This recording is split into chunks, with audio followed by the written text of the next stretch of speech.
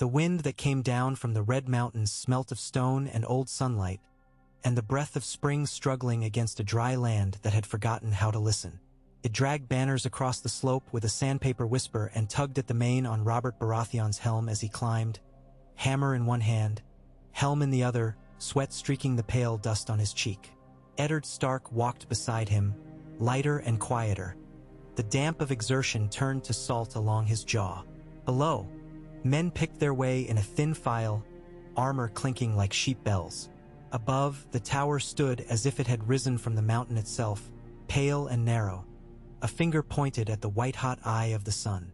Robert stopped where the slope knuckled and slanted up the last 100 feet to the broken yard before the tower.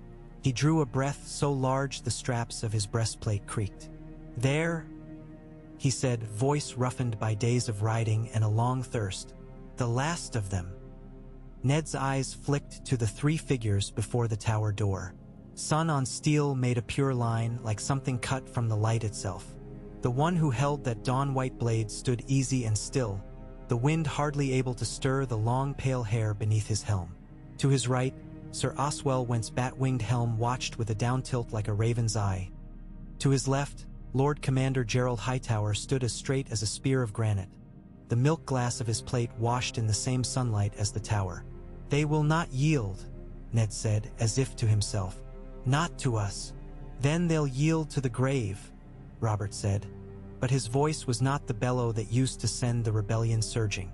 A flatness had crept into it ever since he had heard on the road that the Mad King was dead and the prince as well, fallen beneath Robert's own hammer by the ford. That blow had emptied him of something, and the emptiness had not yet filled with triumph. "I will speak," he added, and lifted the hammer to rest upon his shoulder. They climbed the last of it together. Ned would remember forever the quality of the light when they reached the yard, how it pared every edge to a clear line, the ground bright as if made of old bones. He would remember the heat and Robert's breath, and the soft sharp whisper of horsehair as the nearest mounts tried to mouth their bits. The King's Guard watched them come. Arthur Dayne lifted the white sword and set its tip to a sun-chiseled notch in the ground. He inclined his head, solemn as a prayer, the violet of his eyes almost black in that light. "Lord Stark," Dayne said. "Sir Arthur," Ned answered. His mouth tasted of iron. "You know why we are here." Dayne's gaze moved to Robert. He blinked once. "Your Grace." Robert smiled, and the smile was a scar. "It seems your prince misplaced his crown before I stole it," he said softly. He did not say, "I killed him." He did not say his name. The river had carried it away, or Robert's hammer had ground it beneath its iron. "The King's Guard do not judge," said Gerald Hightower. "We obey. We swore our swords to the crown." "The crown that was torn from a child's skull," Robert said, and for the first time his voice rose hard and high. "Your oath should have ended with Ares' pyre if you had any honor left." "The honor is the oath," Hightower said, "not the man." Dayne's long fingers tightened on the hilt of dawn. "There is a woman within," he said, and he looked at Ned when he spoke, as if the words belonged only to him. "We have kept a promise. We will keep it still." Ned did not breathe for a heartbeat. He felt the world narrow, as if the sun had been pushed down a deep shaft and left only a circle of light around Dayne's face. "Lyanna," he said, and he could not keep her name from breaking on his tongue. Hightower lifted his own sword. "No further," he said. The summer wind pulled at the white cloaks. Robert's men spread out, uncertain, fanning along the broken wall of the yard. Steel sang, unsheathing 100 small truths. Robert shifted his hammer and tested the weight of the air about him. He had never looked larger, the sun burnishing his hair like old bronze, the hammer's face dark with stains that days of riding had not yet worn clean. "Stand aside," he said to the 3. "I will go in." "We will not," Hightower said, and then there was no more talk. Later, Ned would think of the fight in fragments, of how the first rush found Oswell Went and cut him from his horse with 3 blades as he leapt, how he came up laughing like a boy in a yard and killed one man and broke another's wrist before the third drove a spear under his gorget to silence him mid-laugh. of how Gerald Hightower stood like the stone of his own tower and laid men down around him until it seemed to Ned that the ground itself rejected their blood and pushed their bodies back up as if to deny the end. Of how Dayne moved and moved and moved, dawn bright as the thing in the sky that had named it, and men fell and had no time even to think a prayer. Robert crashed into Hightower like a storm breaking upon a headland. The hammer boomed against white plate and again, dents blooming like gray flowers. Robert shouted with each blow, and the shout was not a joy but a labor. The sound a man makes when he lifts the same impossible stone and will not let himself drop it. Hightower's blade met the hammer's haft and nicked it and slid and came for Robert's throat. Robert turned with a quickness that did not suit his size, the edge scraping sparks off his gorget. They circled, and the world narrowed again to iron, to breath, to dust. Ned found Dayne. He had never fought the sword of the morning. He knew his name and the stories that trailed it like ribbon, and he had seen in a dream once a pale blade in the dark. The dream had not told him how cool Dayne's gaze would be, how gentle. "Forgive me," Dayne said and came on. What Ned remembered was not the clash.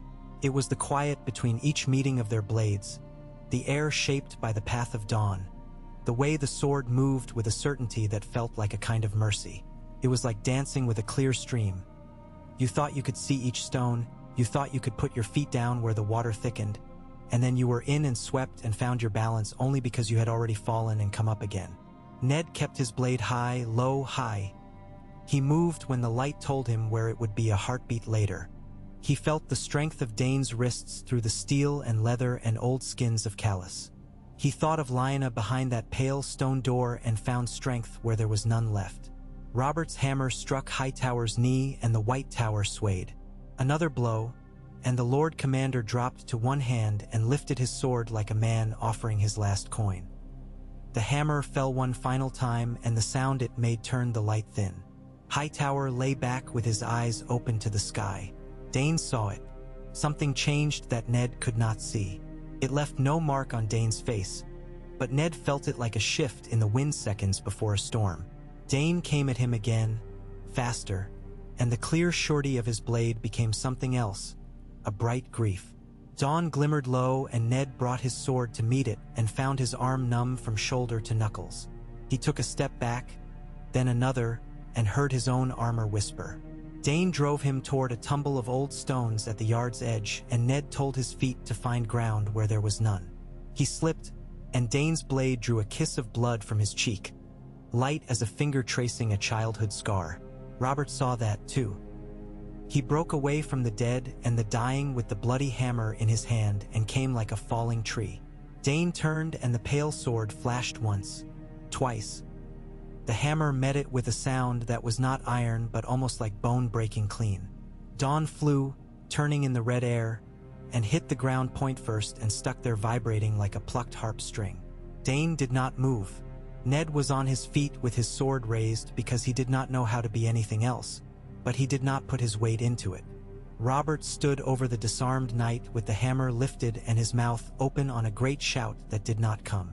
Dayne looked from the hammer to Robert's face and then to the tower door.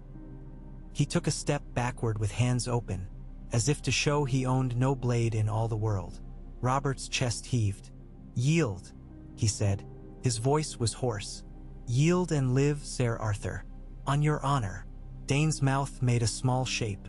"My honor is held within," he said. "But I will put my life into your hand. Your grace." Robert lowered the hammer. Fell like the end of a song. The yard smelled of blood and dust, stale water and hot stone. In the silence after, the wind came back and walked the field of bodies, lifting a lock here, a cloak there. Ned turned to the tower door, each step now a thing apart, a world. He laid his hand on the pale wood. He turned the iron ring.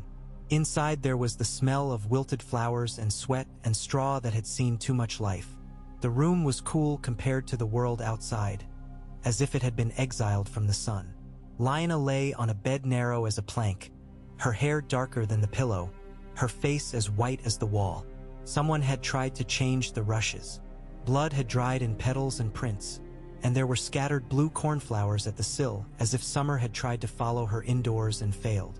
Her eyes, when they turned to Ned, were gray, and in them was the lake where he had skated as a boy and fallen through and come up in a world colder than the last. "Lya," he said, but the name was too little to carry the grief he had dragged up the mountain. He knelt and took her hand, and it was fever-hot and dry. She did not look at Robert, not at first. She looked at Ned, and smiled a little as if he had just made a wry jest that only she would understand. Then she turned her head a careful inch and found the man in the doorway. Robert had not taken his helm off. He lifted it now with both hands and held it pressed against his breastplate, as if something inside might spill. He did not seem a giant then, only a man with wide shoulders and a face in which youth and age were arguing, neither willing to give ground. He took 2 steps into the room and stopped. The wind outside searched the tower with patient fingers and came in somewhere and made the candle flame lean and nod.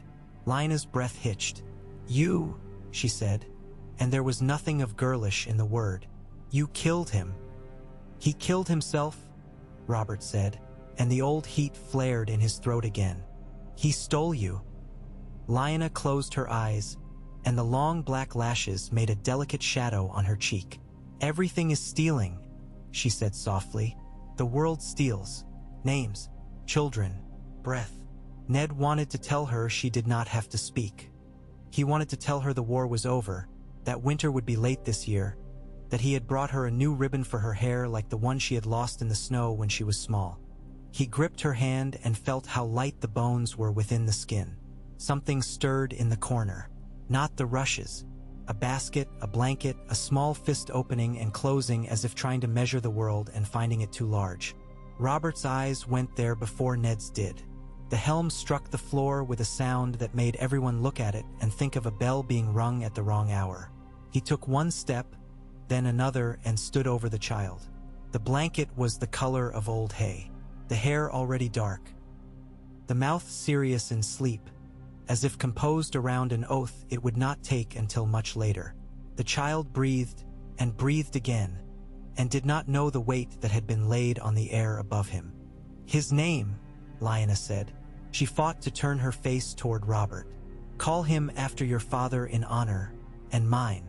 Call him John." Robert's throat worked. "Lyanna," he said, and in the saying of her name there was a grief that had no shape, a thing that could not be hauled up from the deep. He bent and the floor complained under the shift of his weight. He did not reach for the child. His big hands hung like warhammers at his sides, useless. "He is..." Robert stopped. His mouth tried again. "He is not mine." "He is," Lyanna said. "If you take him." Ned made a sound he would not have known himself capable of. Lyanna's gaze slid to him and softened. "Ned," she said, "sweet brother, please." He had promised so much in his life without understanding what it meant. He felt the weight of all of it now. The words, the dead, the winter that would come whether or not men had time to do what needed doing before it did. He did not know if he could bear one promise more. It was Robert who answered. "Tell me whose blood runs in him," Robert said, and there was a rasp in him now, iron on whetstone. "You know," Lyanna said, "don't punish him for it." Robert looked down at the child again as if the little bundle had spoken. His chest fell, rose, fell. The hammer at his back scrapped the wall as if trying to remind him what it was. He knelt then, knees cracking on stone, and put his hand out like a man reaching toward a fire. The child's fingers moved. One grasped the edge of Robert's thumb as if it were a root in a river and he would be swept away without it. Robert closed his eyes. When he opened them, salt had dried at the lashes. "I will take him," he said. He sounded surprised at himself and somehow relieved. "I will call him my own. I will put my name on him." He looked up at Ned, and the grief was still there, but not alone now. Something like duty stood beside it, a grave old friend whose hand he had not shaken in a long time.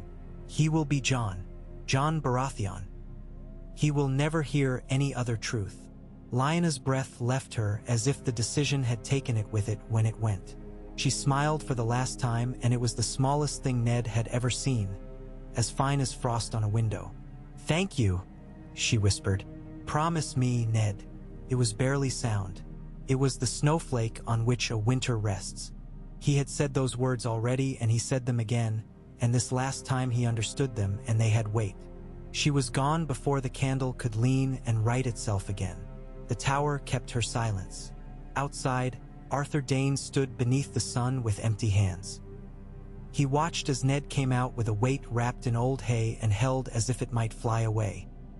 Robert came after, helmet under his arm, face as if carved into an old coin and rubbed thin by many hands. Dayne's gaze went to the blanket, then to Ned's eyes, and in it Ned saw not hatred, not even defeat. He saw a man who had kept a promise and found himself emptied of purpose because it was done. "I will return your sword to your sister," Ned said to him. Dayne inclined his head. "Dawn is not mine in defeat," he said softly, "nor in mercy." He looked at Robert. "I will go to Starfall. I will set my white cloak upon the water there. The river can take the oath where it will." Robert stared at him as if at an animal that had learned a trick no man could teach. Then he nodded once, a heavy stroke. "Go then," he said. "Live. I have no blood left for spilling that will not drown me." The wind moved again.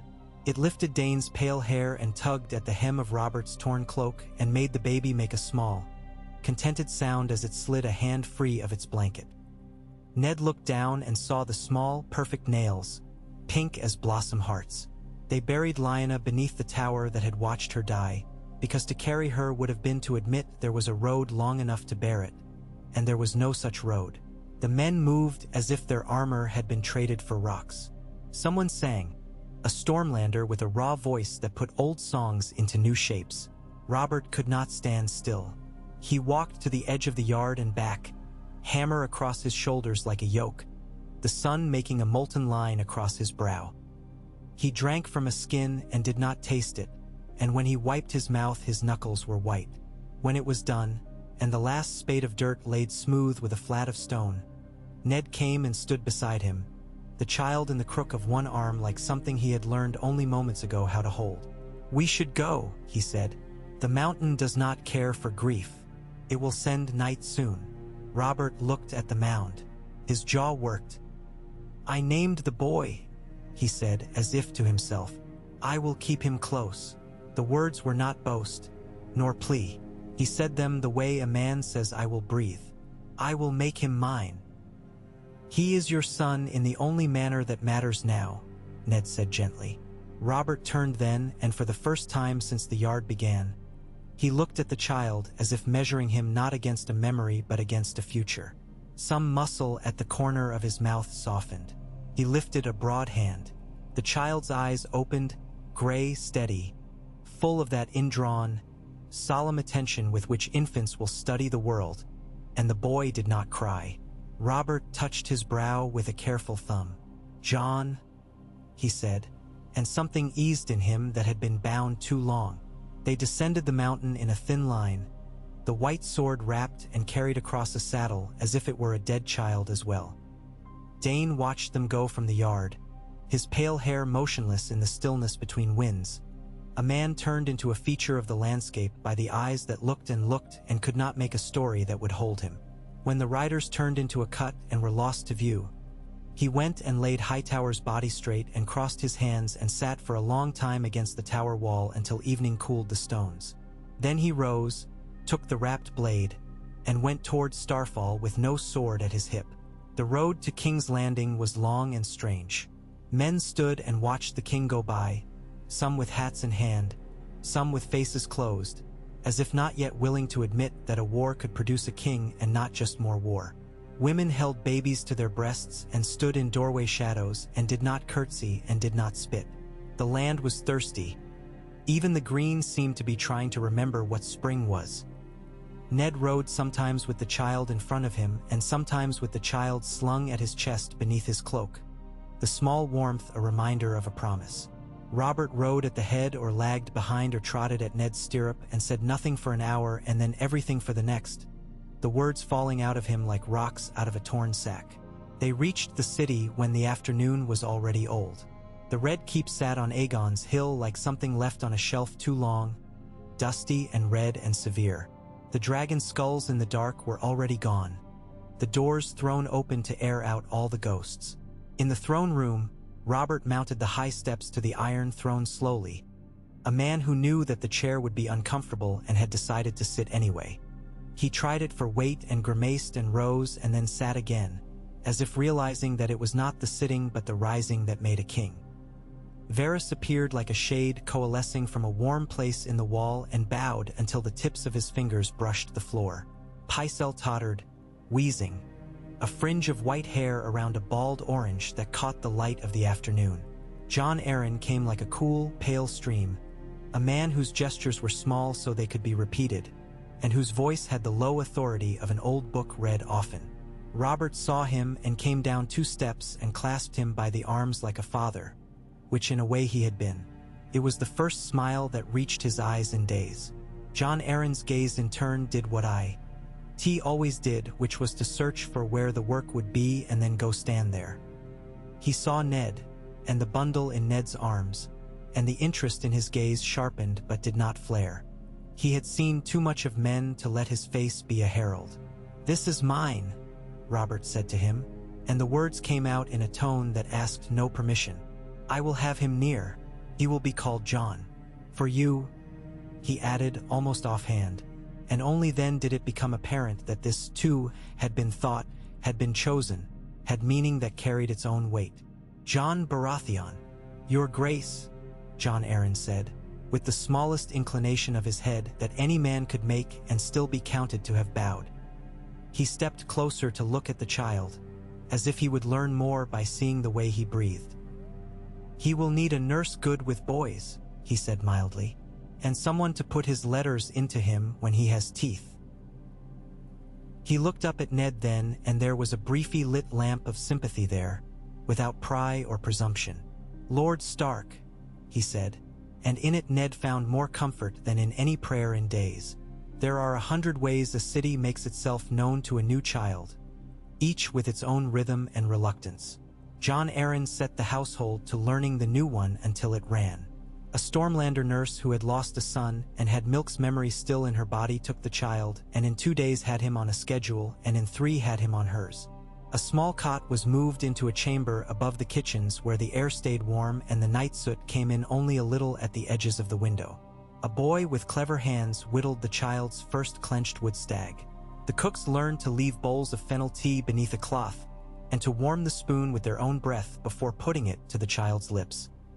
Robert came and went, sometimes standing in the doorway for a long time with his hands behind his back, as if he were a king in front of a map.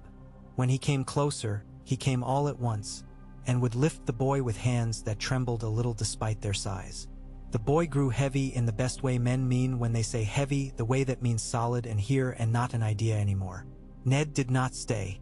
Winter had begun moving somewhere beyond the horizon with the slow, implacable gait of real things, and the north had no one to watch the river freeze. He said farewell to the boy and did not name himself. Robert clapped him and laughed in the old way for an hour to make the leaving easier, and the laugh tired both men so thoroughly they slept like stones that night and were easy the next morning to wake. So a promise set its roots in 2 places, in the red stone above the Blackwater, and in the gray beyond the neck. Robert married. It was a summer wedding in the south and a frost wedding in the north, both, for the realm required one story but nature insisted on another. Cersei Lannister, who had never in her life believed a story that did not place her at its center, came to King's Landing with hair like wheat in the late sun and a face that could be carved on coin. Jon Arryn met her and found the exact angle at which his courtesy would neither offer insult nor invite it. Tywin Lannister stood behind her without standing behind her, as if the heir had been taught to take instruction. Jaime Lannister came too, and his white cloak moved as if it had a mind of its own and wanted to be admired. The bells in the city rang until even the most tolerant wanted to cut a rope. The small folk cheered because cheering is a habit that spares a man from thinking. The sept smelled of beeswax and roses and old holy things. Robert wore a crown that sat on his brow like a weight he could learn to love. He drank. Cersei smiled the way a sword smiles when it is returned to its sheath very slowly. Not all the gifts that came to the wedding were accepted. Some were returned, with thanks drafted so carefully that the ink might as well have been poured through a sieve. One in particular was neither returned nor outright welcomed. A pale-eyed boy lifted into a high seat in the Queen's presence some days after the feast. He was not involved in the wedding at all. He was an existing fact, and Cersei had a history with such things. Jon Arryn arranged that the first introduction be in a room where the windows were high and the light fell evenly. He was a man who understood where people thought they were tall. Robert came, smelling faintly of leather and honey and sweat. Cersei came like the sea, beautiful, restless, as if something beyond the door had already claimed her. She looked at the boy, and the boy looked at her, and for a heartbeat neither of them saw the other's face. They saw a story they had been told for a very long time about themselves. "This is Jon," Robert said. "My son." Cersei's gaze sharpened, and then melted into something softer than honey and twice as poisonous. "Such a sweet boy," she cooed, every knife blade wrapped in silk. She did not touch him. She did not let herself look at his hair too long. When she spoke again, she looked at Robert. "It is good a king is generous." Robert grunted. The boy, whose ears had learned the shape of whispers already, watched her mouth and filed the glances away without words to label them yet. Jon Arryn kept the boy out of the Queen's rooms, out of her breakfast, out of her afternoons, in which she walked with ladies who had long experience with sweet things and sour ones. He brought the boy into his own mornings. They were a kind of court of their own. A map unrolled, a ledger opened, a tale told without triumph, a proverb from across a sea where men had invented a different word for debt but meant the same thing. Jon Arryn had a way of making knowledge seem like the smallest and most necessary tool in the box. Nothing to be admired, only used. Jon learned letters from a summer islander tutor who drank black tea and moved as if afraid his robe would make a sound. He learned quickly. It felt good to watch a shape make a sound and then to be able to take that sound back into shape with a charcoal stick and make it sit where he wanted. He liked the way words made a straight line in the world when other things preferred curves. Numbers soothed him, too. You could put them in a column and make them behave. You could make them start somewhere sensible and end somewhere sensible and have time in the middle to think. He learned the city with his feet. Jon Arryn walked small and far and knew which guard at which gate had been bribed last and whether he had been bribed well enough to correct his posture. He knew what fishmonger never sold 2 stones of eel without keeping 3 more beneath the table for a special caller with a missing left ear. He took the boy through streets that smelled of yeast and horse and onions and piss and the thick sweetness of spilled wine. He showed him where the city's skin was thinnest, where a knife drawn in one alley would make a man 3 neighborhoods over look up and put his back against a wall with no idea why.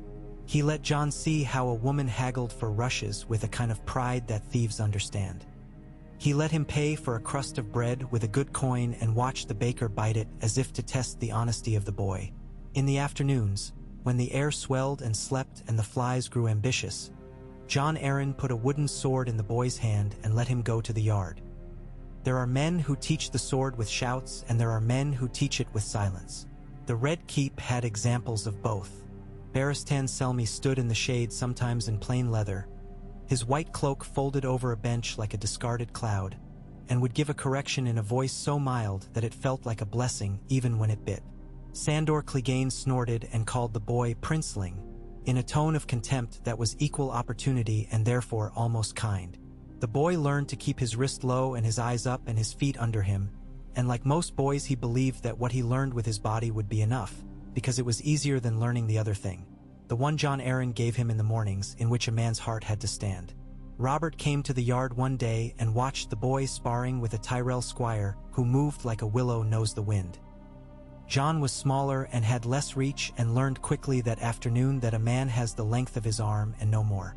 He took a hit to the ribs that sounded like a door kicked off its hinges.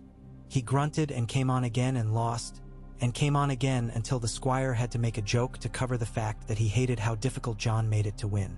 Robert laughed, and it was good and uncomplicated for a little while.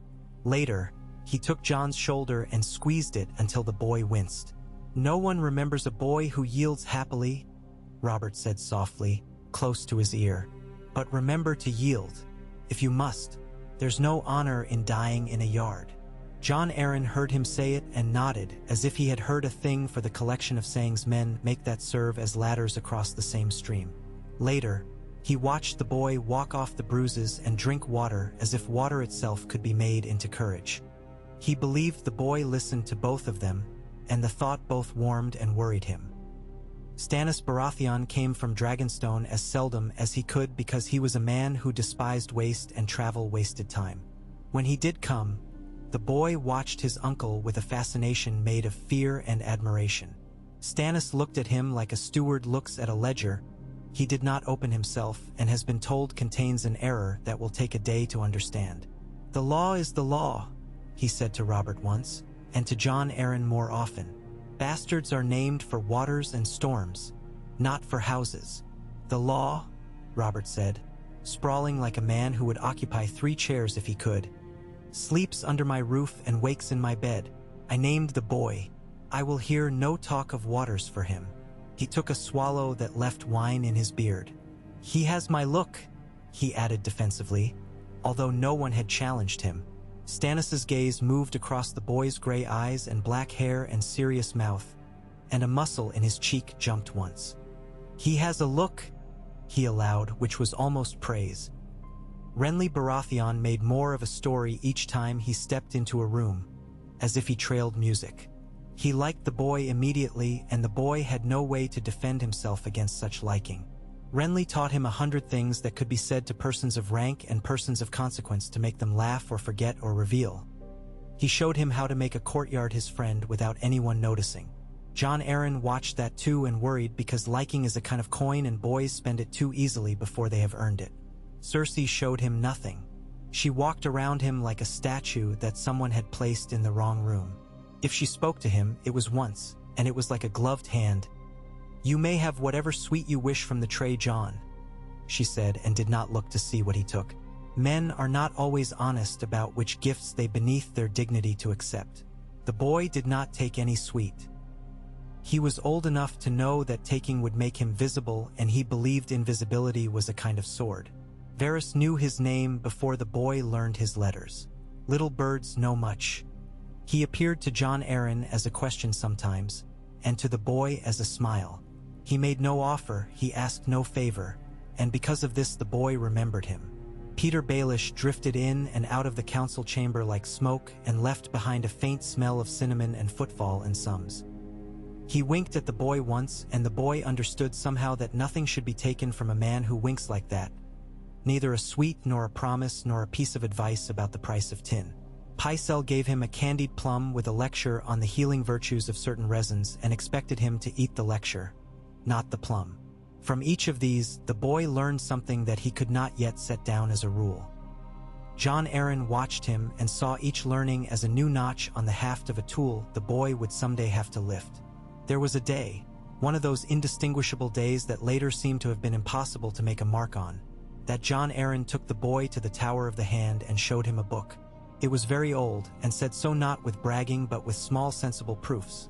The way the binding opened easily under the weight of its own history, the way the margins had been given room for men to make notes and then, grudgingly, white space for other men to disagree. "Lineages," Jon Arryn said softly, half laughing at his own company. "The gods love to make a man humble by showing him how many men there have already been." Jon ran his finger along the faded script. He liked the way names moved in columns as cleanly as numbers. He liked the way hair and eyes had been recorded as if anyone sensible would, because that was a thing men in that time had believed they could trust when other things betrayed. He read a line about a Baratheon marrying a Targaryen and how the black went to the children like spring into ditches. He read it again. He looked up at Jon Arryn then and caught a look that was both a warning and an invitation. "The seed is strong," Jon Arryn said. The phrase like a stone turned in his hand to show both sides. He said it often now, as if testing it for other weights. The boy said nothing. He had learned that sometimes information gathered itself and walked to a man only when the man had learned not to chase it with a torch. Stannis and Renly quarreled, as brothers do when there is not enough of a father to go around and far too much of a crown. Stannis said the wharves were rotten and the men who took bribes were rottener, and that he could not ferry any idea across the river if Rot kept fronting for it. Renly said that a man should be loved or he would be obeyed, and that loving cost less iron. Robert threw a chicken leg at Stannis once, laughing, and the grease landed on Stannis' sleeve and left a dark stain that lingered like an insult. Jon Arryn watched the way the stain became the shirt, became the man, became the office. He taught the boy a thing, that there is always one more meaning in the room than any man intends. There were hunts. Jon rode on a pony that humiliated him by making him look more child than he felt, but he sat it well and watched Robert's back as if backs could be read. The king's laugh then, when he had a boar to chase and wine enough on his breath to make him forget the chairs that made him ache, was a true thing. He taught the boy to loose an arrow gently rather than angrily, so that it would not learn the wrong lesson and go where it wished instead of where it must. One morning early, the boy's arrow took a buck beneath the shoulder, and the buck lay down like a man who had decided at last that he had lived long enough. Robert grunted and clapped him and said nothing grand. It was better than praise. There were whispers. The court always smells a little of fruit turned just beyond ripe. A boy with the king's favor and the king's name but not the queen's had a smell that drew biting flies. Men who wished to spite the queen found in Jon a harmless whip. Men who wished to flatter the queen pretended not to see the boy at all, which is also a kind of whip. Jon Arryn saw the little cuts and bound them in teachings as best he could. "You are not a merchant of love," he said one morning when the boy was sore and did not know why. "Do not sell what you must give. Do not give what you must not sell." At night, the city went to sleep in some parts and woke hard in others. From the boy's chamber, he could hear the river telling its old, patient tale to itself in a language he would never learn. Once, he slipped past the watch with a stable boy too old for his age and went to the street of steel and saw a sword made.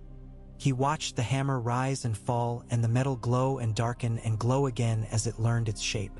The smith did not look at him except once, and in that look the boy felt judged and weighed and not discarded. He saved what coins he had and bought a simple knife and a whetstone and practiced in secret making a dull thing into a sharp one without anyone noticing the noise. When Jon Arryn learned of it, he did not scold. He took the stone from the boy, made one patient pass and handed it back. "There," he said, "listen to the grit. It tells you what you are doing to it." Septa Mordane taught him the names of the seven and the stories each name wrapped around itself like a cloak. He picked a favorite only to decide the next day that favorites were a form of laziness that invited disappointment. He liked the smith because of the whetstone. He liked the mother when the nurse came in from a day wet-eyed and hid her face in a cloth because a child had died in the kitchens of a fever that would not be reasoned with. He liked the stranger only because no one else did. Sometimes he thought of a god with a face of ice and a crown of pine needles and wondered if the North had found a seventh on its own and were indecent enough to worship it. He grew. The court noticed without noticing. He acquired shoulders and the beginnings of a man's hands and the foolish certainty of youth that strength was a promise the body kept without being asked. His hair stayed black, which pleased Robert in unspoken ways, and his eyes stayed gray, which pleased no one and quietly reassured the only two men whose reassurance mattered.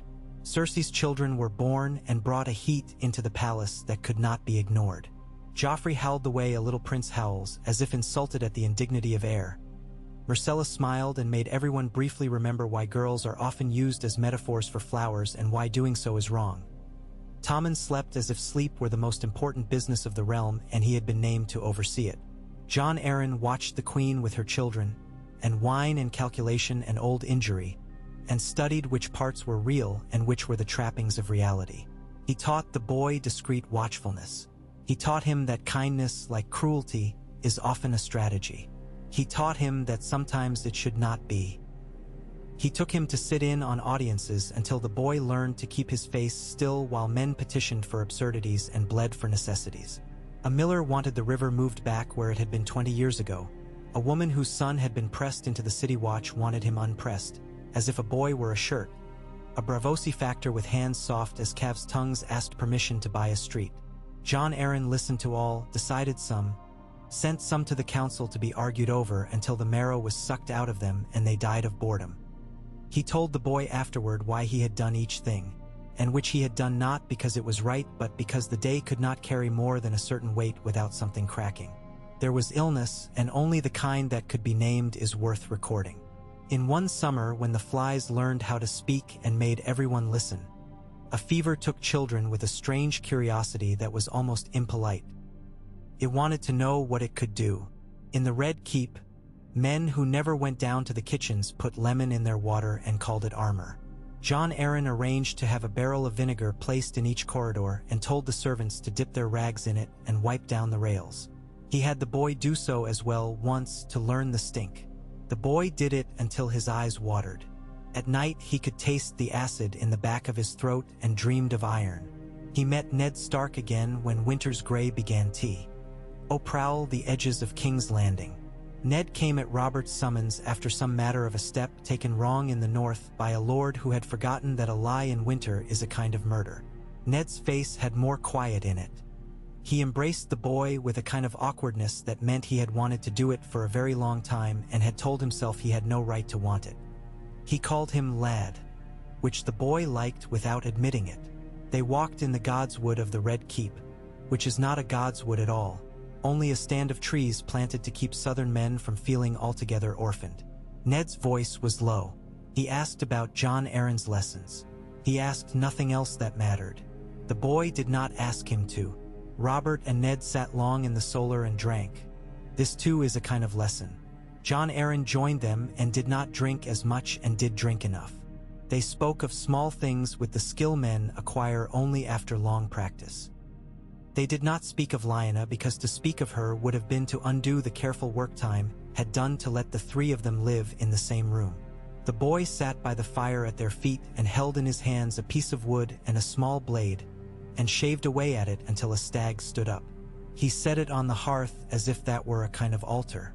Ned looked down at it and swallowed once as if the act hurt. Time had learned how to crawl and how to run. Years folded themselves, summer into autumn into a winter that came meanly and left without finishing its work and then came back because it felt cheated. Jon learned to ride properly and to fall without breaking teeth. He learned the difference between a man's name and the use to which other men would put it. He learned that his own name had been given to him with love and law and something between them which someday he might have to define for himself. He learned, in the slow drip of days, the shape of the person he would be when someone else stopped being theirs. More men came to court with matters that had the shape of a spear in their shadow. A Dornish envoy with a plucked bare look and a deft tongue asked questions the way a man draws a bow and did not release the arrow. A Tyrell with green in his doublet, the exact color of envy, smiled like someone who could eat a cherry without breaking the skin. A man from the Iron Islands brought the smell of salt and world weariness and told a story with so much pride in it that grief had no room to sit. Jon Arryn put the boy behind his shoulder and let him hear how men sang their islands into the room. "Listen," he said quietly. "Find the part of the song that is true. It always rubs a little." The queen had her own choir. She had ladies with eyes that had learned to narrow only when nothing was being said, so that later, when something mattered, they would be believed. She had kinsmen who understood that weddings are nets and dinners are snares. She had a twin who was the closest thing to a mirror men had yet invented. She had 3 children who were hers in ways that would have made poets talk about lions if poets had been allowed in that part of the palace without leashes. She had a man whose love for her was like a habit, and habits are the hardest things for men to break without breaking themselves. Robert did not break. He simply bent toward the places that hurt least. He bent toward the yard. He bent toward meat and music and the sight of men being strong with an ease that did not judge him. He bent sometimes toward the boy. Jon Arryn watched him and knew that bending, too, is a kind of fate. There was a day when the boy first drew real blood in the yard with a sword that was not only a wooden one. It was a nick, a slice along the wrist of a Stormlander 2 years older, the kind of boy who does not imagine himself dying because he has never had to imagine himself getting old. The blood surprised them both. It always does at first. Jon stepped back at once and lowered his blade and apologized without words, which is to say he made his face soft. The other boy grinned to show that they were men and that pain is a thing to be taken into the mouth and chewed. Baratheon came and put the two hands together and closed them around the pommel and showed them both how weight passes from one person to another when each believes he must carry it alone. Gentle, he said. The word meant many things. It meant all of them. In the council chamber, talk sharpened. The words coin, grain, fleet, and crown debt began to develop odors of their own that turned men's stomachs. Littlefinger flicked them and made them ring sweetly. Stannis scowled at them as if the words themselves had sinned. Varys arranged them in rows like bees and watched them make honey and sting men in the same hour. Jon Arryn moved them like stones across a go-board he alone could see. He let the boy sit on a stool behind the chair and learned which moments hid themselves in routine. He nudged the boy with his heel under the table when something mattered. Once, when a lordling made a speech about the poor which was so kindly and so cruel at once that it might as well have been a noose tied around a loaf of bread, Jon Arryn did not nudge the boy. He let him hear it without being told what it was, and afterward in his chamber he asked, "What would you have done?" The boy thought until the thinking made his head ache. "I think," he said at last slowly, "that I would have made him promise to do one actual thing before he could use the word mercy in the room again." Jon Arryn smiled with half his mouth. "Good," he said. "You will be an annoyance to men who need annoying." The queen sometimes watched the boy across a room as if he were a tapestry someone had hung on the wrong wall. The boy learned how not to meet her eyes in a way that did not look like fear. He learned when to withdraw and when to stand. Once, she stopped in a corridor where no one else happened to be and spoke. "You stand like your father," she said, and the boy realized that any word could be a trap. "Try not to lean," she added. "It makes you look tired," he said, because it was true and because it twisted the knife in him that remembered nothing. "I do not know how he stands." "No," she said, and the hunger in her voice then was a dragon that had been kept too long in chains. At night the boy dreamed sometimes of a room of pale stone and a window in which summer had set down a handful of cornflowers and then forgotten them. He did not tell anyone. He kept the dream as something like a card tucked into a book that no one else ever borrowed. He did not know that Ned Stark kept the same dream in the north, and that Robert Baratheon did too, and that it had a different smell in each man's memory. Snow, blood, salt. The year the boy turned 12, winter put a real hand on the city. Fires ate wood faster than the treasury could feed them. The poor grew clever. The rich grew stingier with their pity. Jon Arryn went less often into the streets because his breath would not stand up to the cold, and the boy went more often because youth is a kind of coin that can be squandered on cold without counting the cost and because someone had to. He took loaves out with a maid whose nose ran always and who never once complained about the weight. He learned how to keep his hand closed around the coin pouch in a way that made it seem to be open. He learned how to say, "My father is the king," in such a manner that it was both true and not a threat. He learned that a man can die of winters he never sees if the ledgers lie. He learned to search them for lies and to find them and to know when to expose them and when not to. He learned to look at Littlefinger's handwriting and admire it as one admires a wasp, for its efficiency, its neatness, and its sting that leaves a man wondering whether he will swell up and whistle to death. He learned to listen to Varys, and to respond not to the words but to the distance between them. He learned to hold his tongue when it felt like swallowing a hot coal, and to speak only when the coal had become iron. He was 13 when the first man called him "my prince." It was a mistake, not a provocation, and the man corrected himself with a bow so deep it made it plain the bow was meant to erase the word more than the error. Still, the boy felt something tilt in the room. He told Jon Arryn. The old man looked at him for a long time. "You cannot be what men call you," he said gently, "but you cannot forget it either. That is the worst of it." There was a fight in the yard that left a bit of the boy's ear misshapen, and after it he liked what he saw in the mirror better, which made him angry at himself. There was a day a boar turned on Robert in the forest, and a branch knocked the king from his horse, and he came back to the keep laughing and bleeding and holding a broken piece of antler like a prize. There were hours with a book in which the boy learned how to track a lie through a genealogy to a conclusion that made the hair on his arms stand up. There was an afternoon when he rode past a sept where two men were arguing about which grain would anger which god less, and he wanted to go in and tell them that gods do not eat grain, only fear, but he kept riding because some lessons are not his to teach. There were also small joys. They were what kept the world from going flat. The day the lemon trees in the king's garden, which had sulked for 3 seasons, put out a bravery of pale blossoms in a rare brave sun. The boy stood under them and felt how grief can be persuaded to wait a little. The time he took a skiff out from the mud gate with a fisherman who had lost 3 sons and laughed with him at the way the net came up with little half-silver things that wriggled like lies. The way Marcella, who had been taught to smile as if her face were a goblet, threw off the lesson and laughed like a dog at a silly thing he said, and afterward could not quite conjure again the look that old women like to call noble. In all of this, Jon Arryn was a presence and a discipline. He grew older the way men do who have not planned to do so, with a kind of surprise and annoyance at the body's insistences. He coughed more. He sat longer before rising. He took his food with more attention and less delight. He did not stop working because he did not know how. He took the boy fishing once in a little boat on a day when the river felt lazy and let them. It was then he told the boy things one tells a son or a student when one has decided that the difference between the two no longer matters. He told him of Robert as a youth, when love and rage had kept company in him like dogs that alternately curled around each other and snapped. He told him of a boy from the Vale with a sense of his own smallness who had learned to speak softly to be heard. He told him the truth about work, that it is not a virtue but a necessity, and that men who make it a virtue are merely men who fear who they are without it. The boy listened and watched the floats and did not move until one bobbed. He hauled up a fish and it looked at him with that ancient contempt that fish have for land things and then ceased to look at all.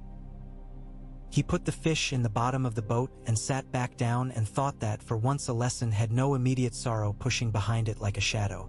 There came the first hair on his lip and a foolish desire to grow it into a beard at once. There came a corkscrew of envy when he looked at certain men and an embarrassed crumple when he thought about it. There came an understanding slow then sudden that he could be loved or hated for things he had not done, and that he must be careful to be loved or hated for those he had. There came the day he stood in a window and watched the queen's children playing at bowls in a small court while the queen watched them with a look of ownership that made him feel colder than any wind. He turned, and Varys stood there as if he had been blown in by the same draft. The eunuch smiled in a way that made it look as if he were tasting a familiar sweet. "How they grow," Varys murmured. "Some like wheat, some like vines, and some like nettles," Jon said dryly, surprising himself. Varys's eyes glinted. "Oh, well said." He bowed and drifted away, leaving behind a suggestion that there had been a conversation and its conclusion had been an agreement. He was 15 the year the first faint wet rot of storms crept into the summer, and men who had kept their anger dry for so long began to dampen it as if preparing kindling. Tywin Lannister came more often to court and left sooner. Stannis withdrew into that version of himself that looks so much like a fortress that men forget it is also a prison. Renly made new friends who liked him for what he was and not for what the crown might make of him. The queen smiled until her face hurt, and the one who hurt was not the one who bled. Robert grew more beryl and less storm. The hammer lived in a corner and looked like a story no one would tell again. Jon Arryn did not let the boy rest his eyes on any of these too long, because he had learned that if you stare at a certain kind of man too intently, you begin to see what he wants you to see, and it lodges there like a splinter. The mornings grew shorter and the nights longer, and with them Jon Arryn's breath. He drank a tisane that Septa Mordain said would ease a certain tightness and Varys said would not, and Pycelle said would do no harm because nothing does harm if Pycelle says it right. He did not complain. He joked about the cold in his bones as if it were an entertaining visitor who would not outstay his welcome. He worked. He ignored the way a spoonful of broth sometimes made his hand tremble. He called the boy more often now to the Tower of the Hand and gave him tasks that had the shape of errands and the weight of introductions. "Take this letter," he would say, and the letter would not matter and the man would. Or, "Bring me that blue book," and the book would not matter and the chain of thumb marks would. He showed the boy which shelf held the lineages. He had him read again the pages he had read before, about hair and eyes and the way blood wrote itself into the face. He said the words again, "The seed is strong." As if by repetition he might wear a groove in the world and set something rolling that could not be stopped. The boy began to sense it then. Not yet the shape of the thing that had its hands in the castle already, but the change in the pressure of the air. He had learned on the river to feel a squall before any sail nodded to it. He felt men's voices sharpen against their will. He felt the queen's gaze intensify until it became a kind of heat one can sense on the skin without looking up. He felt Littlefinger's jokes grow more expensive. He felt Varys's kindness deepen like a well that had found a subterranean spring. He felt Robert's laugh edge toward the kind of laughter that is a challenge to anyone in the room who might think him less a man for laughing. He trained harder, not because war came, but because it might have done. He spent more time at night with figures that would not add because someone had taken a zero away somewhere and hidden it. He went less often to the yard when certain men were there and more when Baratheon was, because Baratheon watched with the clean eye of a man whose life had been spent balancing what could be killed and what must be kept alive. He took care with his friends, the few he had. He took care what he said to them when there was wine in him. He saw, with a kind of unboyish regret, that one friend he had in the kitchens had a tongue too loose and a heart too soft and would suffer for both, and there was nothing he could do for him that would not set him further on the path to hurt. He learned the most painful of small arts. To let a man suffer a little now so he might not suffer all at once later for being close to you. The night before it rained without stop for 2 days, Jon Arryn called him to the tower again. The old man sat with a book open and 2 candles fighting to make their light join into a single steady pool. The book was the same. Jon Arryn's finger traced the lines as if persuading the words not to shift under it. He spoke quietly. "There are some sums that insult a man by refusing to be solved unless he gives up something he wished to keep," he said. "When that time comes, remember this. Losing the thing may not be the cost. Keeping it may be." The boy did not ask what it was Jon Arryn had found, or what he intended to lose or keep. He said yes, because he had learned that sometimes agreement is a kind of love when questions would be a kind of betrayal. The rain wore itself out and the city smelled like a wet dog for 3 days. Robert went boar hunting in his head with a cup in his hand. Cersei sat with her children and had Myrcella read to her, and Myrcella did it well, and Cersei praised her, and each praise landed on the girl like a blade of grass until it made a haystack under which the girl could lie down and sleep. Stannis shut his door. Renly opened his. Varys drifted and smiled. Littlefinger counted coin the way some men count blessings. Pycelle shuffled. Jon Arryn coughed. No more than that at first. Okofi shokof. Then it was something that did not come up or go down. He masked it with a handkerchief and the handkerchief began to go dark at the corner, and he scolded the washing woman for using too much lye, and she apologized and used less, and still the handkerchiefs came back spotted. He ate less. He slept in 2 stretches instead of 1, and those who served him learned to place the candle just so because it made the shadow on his face look less hollow. He did not stop working. He asked the boy to go and fetch a ring-sealed packet from the armory that was not kept in the armory. He sent him to the Street of Sisters with a note that excused a man from a debt he had incurred cruelly. He made him recite family trees until they came out of the boy's mouth with the ease of a prayer learned too early and never forgotten. He asked him, one late morning when the light off the river came up into the room like a god in a good mood, what he believed a king was. A man other men allow to be their reason, the boy said quietly, surprising himself. Jon Arryn nodded and smiled and then winced at the smile as if it hurt. "Yes," he said, "that is very nearly it." The queen paid a visit. She did not come to the Tower of the Hand often. She preferred rooms with mirrors. She came now with 2 ladies and a small retinue of silence. She inquired after Jon Arryn's health with an interest that was not indelicate and was therefore not kind. She said something about the importance of rest. She looked around the room as if it were a room she might have to occupy one day if men were foolish enough to permit it. The boy stood back and watched and did not look at the book on the table, though his blood pounded in his ears with the desire to put his hand on it and find out whether a book can be heated by fear. After she left, Jon Arryn sat very still for a long time. He looked at the candles. He looked at the hook on which his cloak hung, as if the cloak had a memory of his shoulders. He looked at the boy. "Do you know why men die?" he asked, and it might have been a jest but for the dryness of his mouth. "Because they cannot keep all their promises," the boy said, because it had come into his head and because he did not yet know how to weigh which thoughts ought not to come out again. Jon Arryn did not smile.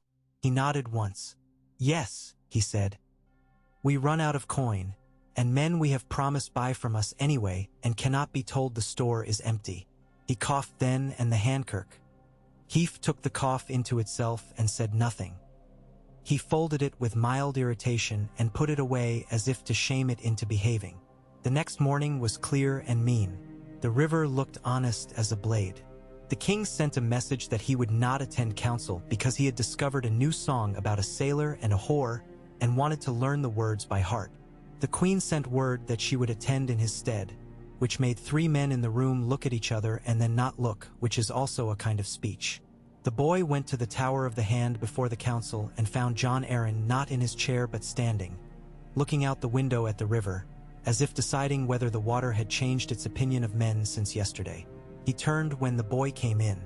His eyes were bright in a way that made the boy think of a fever he had had once and how the world had rung like metal under a hammer then. "Fetch me," Jon Arryn said mildly. "The Book of Lineages, if you please." He did not point. He did not need to. The boy knew which shelf, which spine, which movement of hands would dislodge it without insulting the other volumes into falling on the floor. He brought the book. Jon Arryn placed his hand upon it and did not open it. "There are truths," he said softly, "that can only be spoken once a man knows exactly what he will do with them." He lifted his hand. "I know," he said. The boy did not ask what truth. He could feel it in the room like a man can feel thunder in the bones of a house before the flash or the crack. There was a knock then, and a servant with a tray came in with a small dish of something that pretended to be breakfast and a cup of something that pretended to be medicine. Jon Arryn's mouth twitched. He lifted the cup with both hands like an old man, which he had not yet admitted he was. He drank. He grimaced. He set it down. He wiped his mouth with his thumb as if to wipe away something impolite he had said in a hall. In the hall outside, someone laughed. Just a servant woman laughing at a joke a boy made about a broom, and the sound made the air seem a little more ordinary. The boy felt the moment of ordinariness and, blessed fool that he was, took it as permission to breathe again. "Will we go to council?" he asked. "In a moment," Jon Arryn said. He closed his eyes just for a heartbeat, as if testing whether sleep might be a thing a man could buy with a sigh. He opened them again and looked at the boy with a steadiness that put the lad straight-backed without his knowing it. "You will remember," he said. "It is the whole of what I have to ask of you now. You will remember what is true when men begin to throw falsehood at each other as if it were a kind of feast." "Yes," the boy said. His mouth was dry as old bread. "Good," Jon Arryn said. He took a breath that sounded like a man choosing to lift something heavy. He rose. He put his hand briefly on the boy's shoulder, not as a king might, not as a father might, but in the quiet way a craftsman touches a tool before beginning work. He smiled then, and it was not a habit. It was a real thing, and it made him look, for a sliver of a heartbeat, like the young lord of the Eyrie in the old story that only a few men still remembered. They went out together into the corridor, into the cool that comes when the river's morning breath finally reaches the heart of the castle. The boy walked a half-step behind and to the left, the position that lets a man watch the face of another without anyone thinking him insolent. The light from the high windows made bars on the floor that they had to step through like men making their way out of a cage. Voices came up from a stair, and the day put on its clothes and prepared to pretend to be ordinary. The river came up late, slow and silver, touching the city with its morning breath as if to remind it that all things with stone in them would one day yield to water. A pale light found its way into the Tower of the Hand and laid itself across the old table where the book waited, a great brown thing whose spine had learned humility. Jon Arryn stood with one finger on a page, as if keeping a place in a conversation that had gone briefly to the window. His hair, which had gone white in some rooms and silver in others and ash in the dark, caught the light as smoke does when a fire thinks better of flaring and settles back to coals. Jon Baratheon sat opposite, elbows carefully nowhere near the precious script. The discipline drilled into him so firmly his muscles practiced it when his mind drifted elsewhere. "It is never the first column that tells you anything," Jon Arryn said mildly, as if discussing the weather, which every southerner made into a hobby to spare himself the trouble of thinking about winter. "Names will lie for their keepers. Look where the lines cross. Follow the habit of a house." He traced down a neat list of fathers and sons, colors of hair, colors of eyes, each entry like a bead on a thread men had thought would not break. A stub of char lay on the table, and he put a dot beside one entry whose black had been noted in 3 separate scripts across 3 separate generations, as if the word itself had been handed down. "The seed is strong," he said, "not as a conclusion but as a proverb a man sets on a shelf so he can reach for it when he needs to weigh something else against it." He did not smile at his own repetition. Repetition was the craft he had chosen for his last years. He was sanding the world until it revealed a grain no man could deny. Jon leaned closer. He had the good sense to breathe through his nose so his breath would not stir the page. He read the tidy sequence of marriages and children like a line of figures that refused to be moved by sentiment. He thought of the faces they meant, the strong square Baratheon jaw, the black that fell over foreheads like storm clouds at dusk, the eyes that were not made for looking at lace. Even when the blood wandered south into Reach Gardens or east along the stony paths of the Vale, the black returned like a habit men were helpless to break. He followed the column up to the marriage that had brought dragons into the line a century ago, and returned to the entry where a new thing had been born and had not brought a new face with it. He did not say what he thought. Jon Arryn loved silence as other men love music. He wanted a pupil to leave room for an instruction to find the right shape and walk into it unaided. Bootsteps in the corridor, not hurried. The kind that take possession of floor and air and every eye that hears them. Jon Arryn's finger shifted off the page.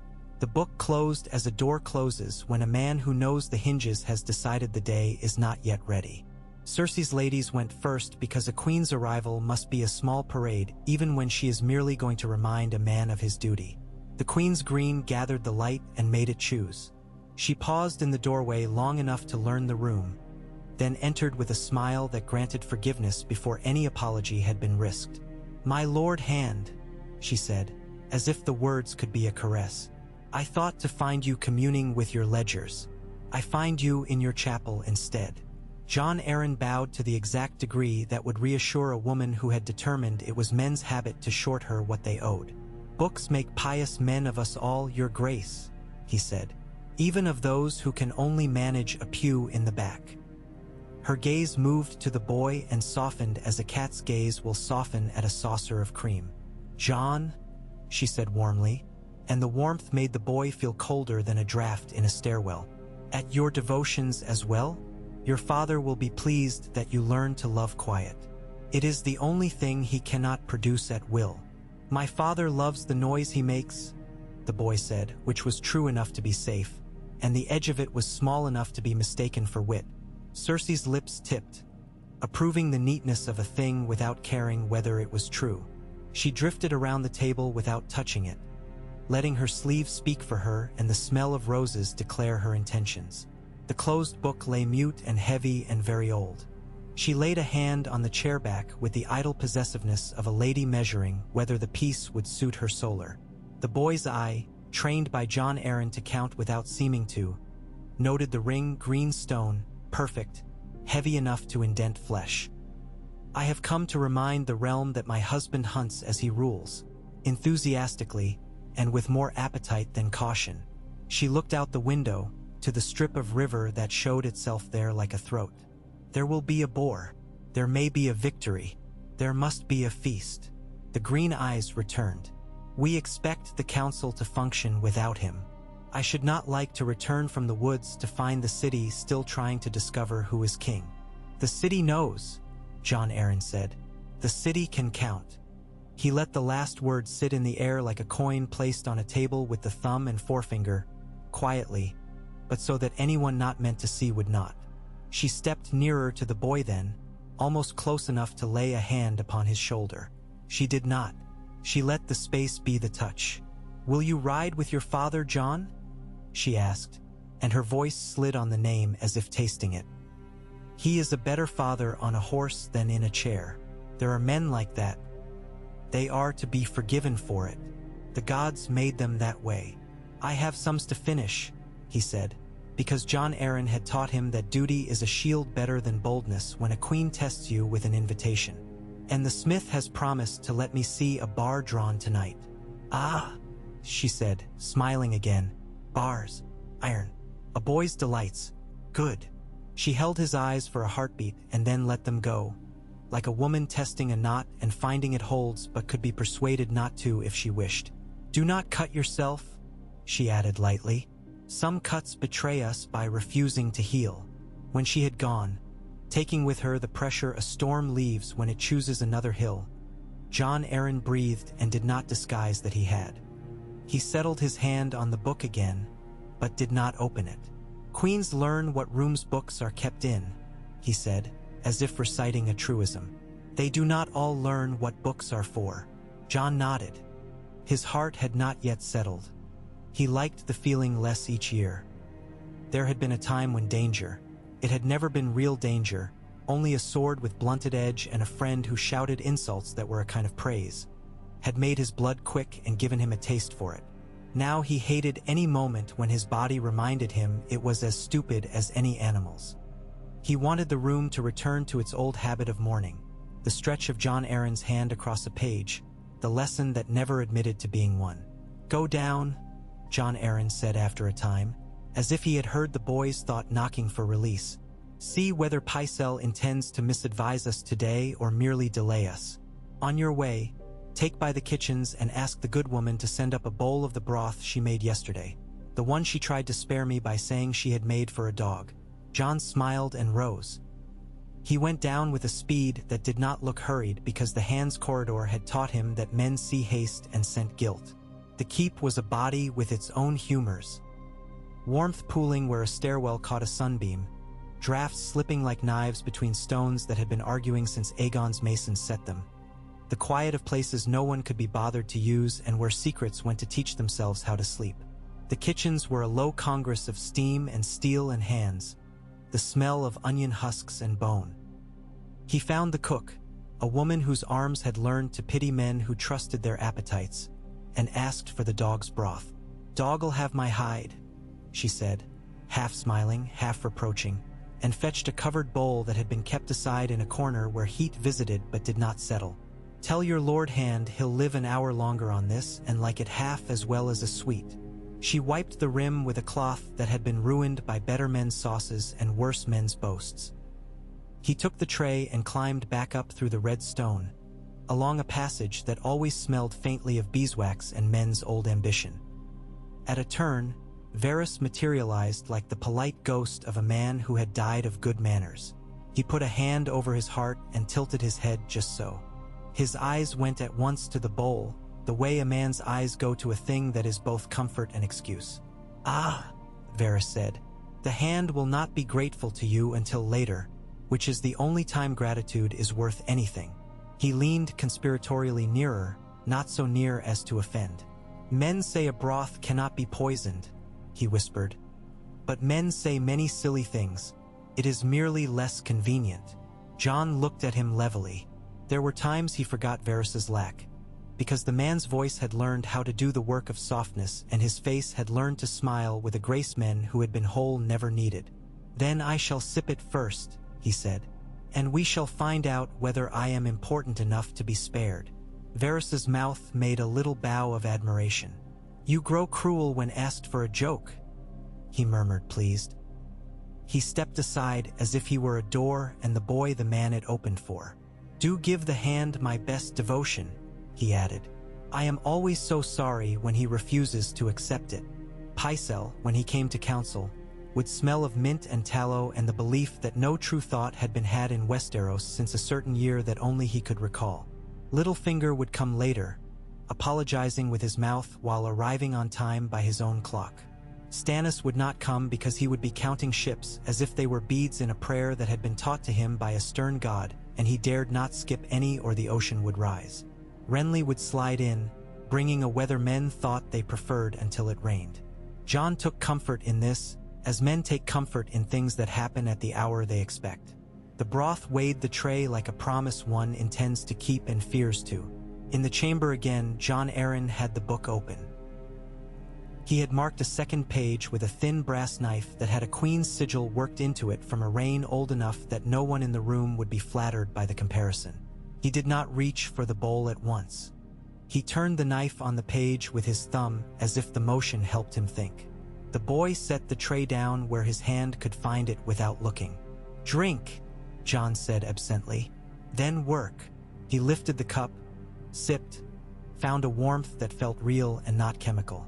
The comfort uncurling in his chest annoyed him because it proved the cook right and his fear wrong. He drank properly. He took a spoon of the broth. It tasted of bone convinced to confess and onions that had surrendered without resentment. He set it down when a knock sounded, and this knock did not belong to servants. It belonged to a man who would apologize for interrupting and do it again if you did not open. Peter Baelish had the air of a man who had been invited to a dinner he would have attended whether invited or not. He smiled easily, which did not mean he did not mean the smile. He always meant it. He simply meant other things also at the same time, which was what unsettled men who preferred their meanings in a line. "My Lord Hand," he said cheerily, "I bring you good news. The crown is richer than it was yesterday. The new debt carries such a handsome rate that it would be an unkindness not to accept it." "Thank you for your kindness, Lord Peter," Jon Arryn said, and his voice went dry enough to keep a whine in honest check. "You have saved us from want." Littlefinger turned his attention to the boy the way one adjusts a lamp, brighter at once, to see whether it will show a flaw in a finish. "And you," he said, "learning to read the ledgers that rule us. Good. First lesson. Every column has a lover.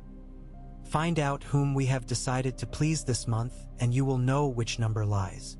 Find out who taught the column to love," Jon said, and Baelish laughed genuinely. "Oh, keep him," Littlefinger said to Jon Arryn. "You will not find a better blade among the numbers. I am sure the Queen agrees." "We were discussing the Queen's many agreements," Jon Arryn said, as blandly as butter. "Sit. Drink a broth you did not bring me." Littlefinger sat as if chairs were a game and he already knew how this one would lose. He lifted the cup, sniffed it, drank. "Salt," he said, "a generous hand, a cook in love with the sea." His glance moved to the book and slid off it, as a man's eyes slip off a woman he knows belongs to a friend. "And the old hymnal," he added lightly. "Does it sing two-part harmonies yet?" Jon Arryn closed a hand on the book's cover and Littlefinger's gaze sharpened infinitesimally, the way a man's will sharpen when a coin is placed on a table and the room grows quieter by a finger's width. "Go and see if the Queen requires proof she has 3 children," Jon Arryn said. "You may be asked to count them." Littlefinger rose, unoffended. "My Lord Hand," he said, almost affectionate. "My young Lord Jon, if any sums trouble you today, send them my way. I will make them sing." When he had gone, Jon Arryn looked at the door for a long breath. He lifted his cup and found it empty, and then discovered the emptiness had not satisfied his thirst. He took a spoon of broth and stopped with the spoon in midair, a look crossing his face that the boy had not seen in him before, not even on nights when the coughs came like tax collectors who had at last remembered the way to a debtor's door and would not be refused. It was not pain. It was focus so intense it nearly became pain. "Here," the old man said abruptly, and put his hand flat on the page. His long finger touched a name, then another, then the small Latin note that an old septon had made when the world believed, long ago, that God would reward accuracy. "Here, here, how often the river runs to the same sea." The boy leaned in until the words went from ink to shape to meaning. He followed Jon Arryn's finger through fathers to sons, through hair that would not surrender, through eyes that were faithful to an old agreement. He felt it then, the small fear he had been courting for weeks. It did not strike him like lightning. It rose around his knees like a tide and made walking into the next hour more difficult. He did not look at the hand because he had learned that a boy can sometimes help a man simply by pretending that both of them are taller. Voices broke the air below, the council coming together like cutlery laid out by a dutiful servant. Jon Arryn closed the book with reluctance and stood. The small effort it took him did not escape the boy's notice. It never had, but it had gained weight. He reached without being asked and took the book, its heft declaring it a truth even when shut. He laid it on the high shelf where a curious eye would have to make an indiscretion of climbing to reach it. They went to council.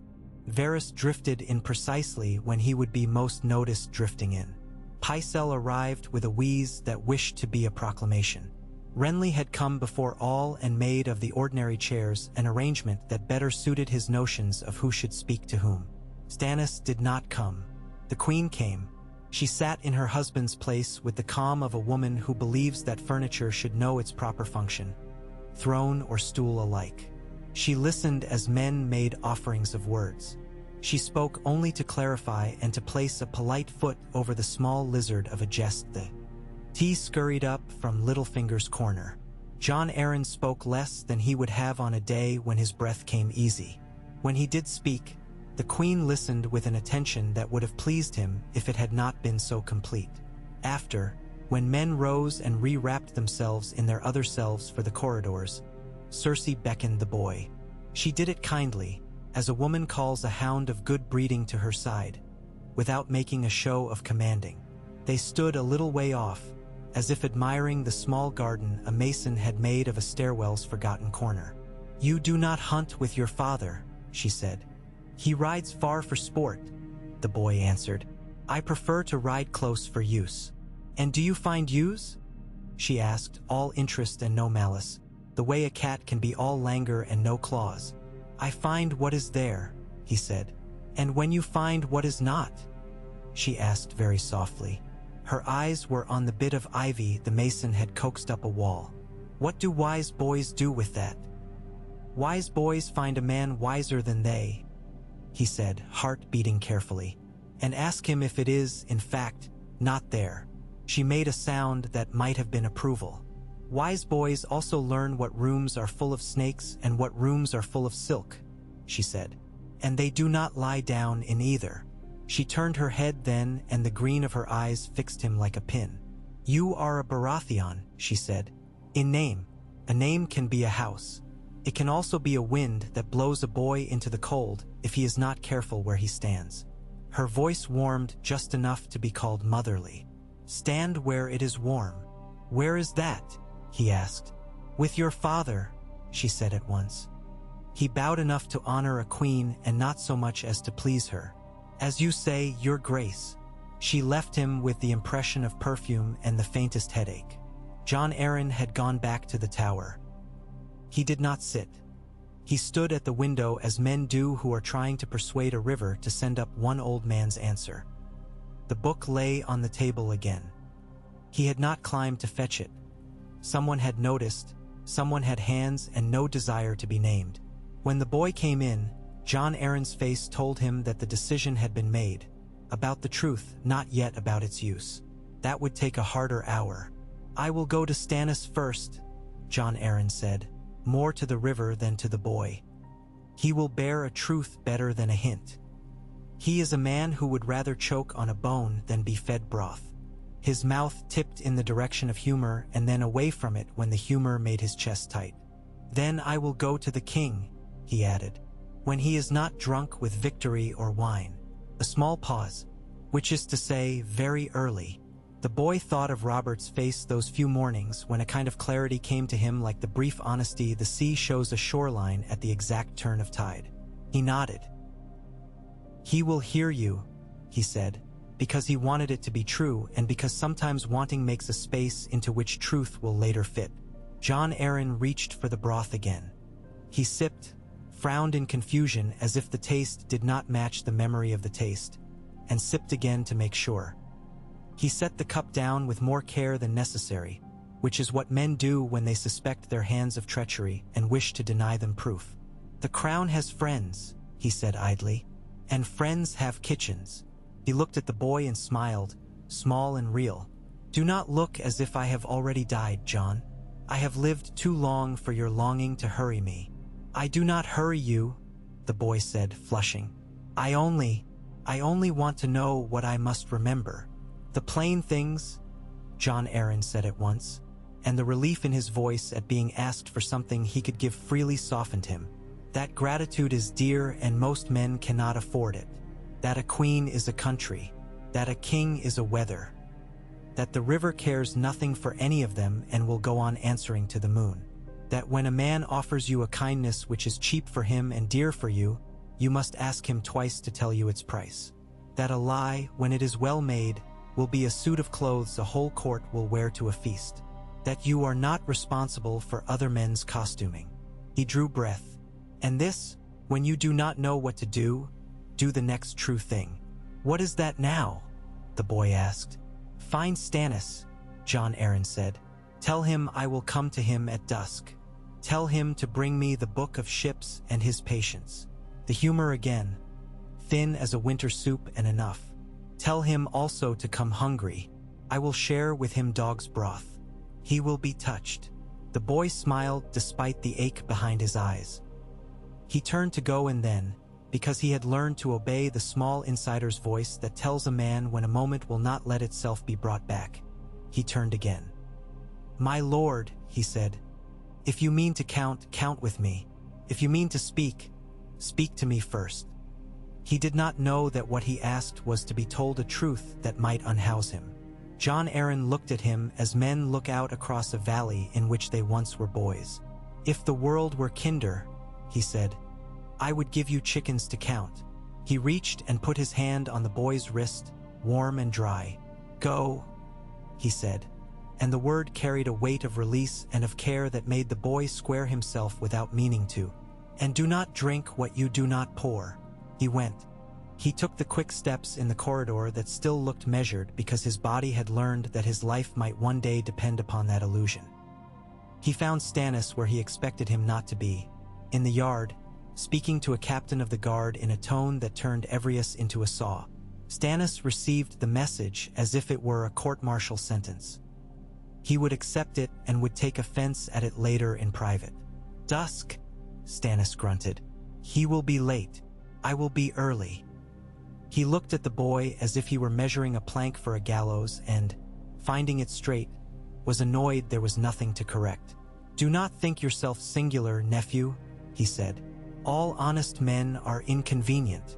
Then I am glad to be an inconvenience to the right men, the boy said, and Stannis surprised him by letting a sound out of his nose that might have been a laugh if any other man had made it.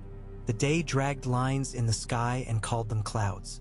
Renly found the boy once and tried to loan him a smile for an hour he would find difficult. The boy thanked him and kept only a corner of it because he did not want to owe anyone its remainder. He finished his figures. He watched the smith draw a bar until it sang, then sanded, then sang again. He ate with a craftsman's appetite and a courtier's care. He poured his own water. He drank it and felt foolish for noticing the swallow. When dusk stretched a gray cloth over the keep and pinched it to snug it around the corners, the boy went again to the tower. He found the door to the hand's chamber unlatched, which was not the habit of the room. He touched the latch with 2 fingers and lifted it as if restoring the world to itself. Inside, candles burned as if they had been given strict instruction to do so without wavering. The book lay closed. A plate with a pear on it had been placed within reach and untouched. Pears were a luxury Jon Arryn refused because he could not imagine the tree from which they came, and he mistrusted anything that did not declare its labor plainly. Lord Hand? The boy said, pitching his voice to carry to the window and not to the corridor. I am here, Jon Arryn answered from the inner room where a man might wash and forget himself briefly before going down to dinner to remember who he had been assigned to be. His voice sounded tired in a new way, as if the day itself had weighed more than its hours. The boy went as far as the threshold and no further, respecting the little country a man keeps for himself in rooms. Jon Arryn came out, drying his hands with a linen that would please no septa and every soldier. He looked thinner than he had at noon. Thinness can find a man within an hour if the right thought is allowed to lodge and take a bite. He set the cloth down, and the movement was too careful.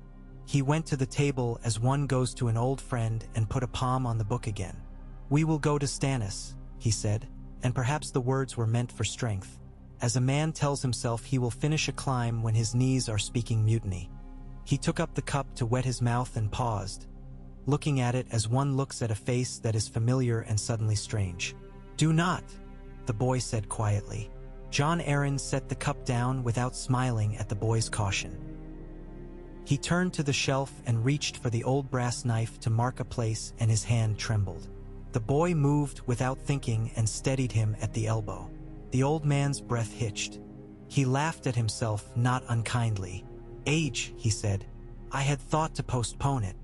He reached again, and then his face changed, not with pain, not at first, but with a kind of surprise that turned into recognition, and then the recognition stood up and became pain. He bent as if a cord had been cut. The boy caught him under the arm. Jon Arryn was not heavy, but he was the weight of 1,000 mornings. He lowered him to the chair, and the old man shook his head once to clear a bell only he could hear. The boy felt the air of the room tilt, as if the window had opened onto a cliff and a new wind had decided to see what men were like. He reached for the door and shouted for a servant, because men in keeps learn where the voices go fastest. Then he returned because he had learned something better. That sometimes a man needs one other man and not a roomful of help. Jon Arryn's lips had gone the color of a thing that should not be asked to work. The veins at the temple made a delicate map. He forced his mouth into shape, as a commander forces men into a line that will hold through one more charge. He found the boy's hand and gripped it, and the grip was stronger than it had any right to be. "Listen," he said, and his voice was a thing of gravel smoothed by water. "Listen to me." The boy leaned close until he could smell the bare, clean scent of soap and the faint metal of a day's work. He felt his own heart beating in his throat. "I am listening," he said. "The seed is strong," Jon Arryn said. It was not the tired proverb now. It was a key. "The truth is a hammer," he went on, the words short and careful, chosen from a drawer in which there were few left. "Do not drop it. Do not swing it blindly. Wait first, then blow."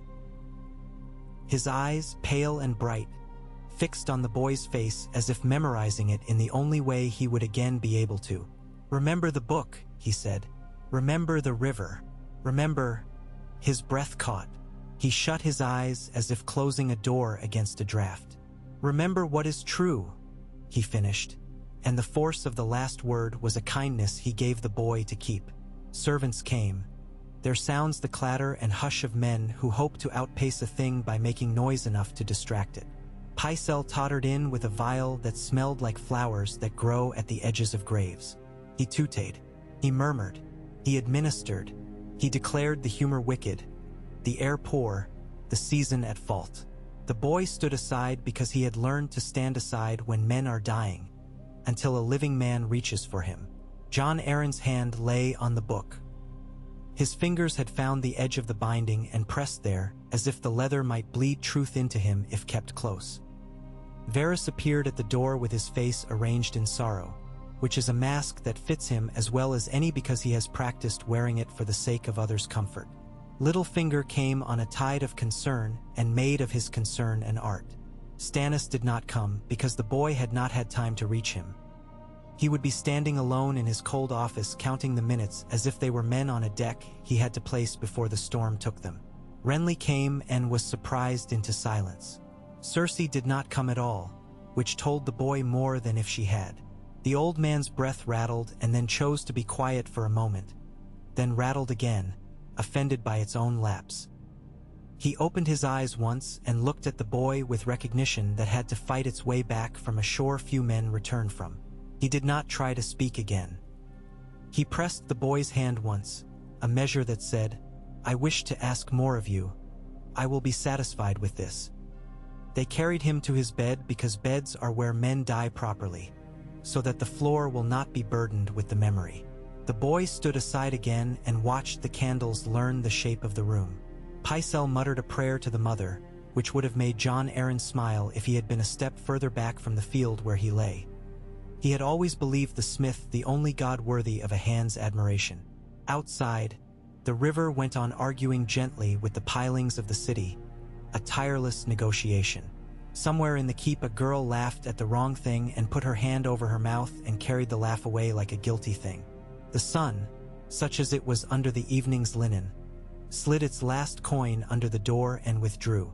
The boy took the book of lineages because he could not think where else it should be. He held it and felt its weight and the old man's words in his palm. He went to the window. The city lay out like a board arranged for a game with no rules anyone would admit to.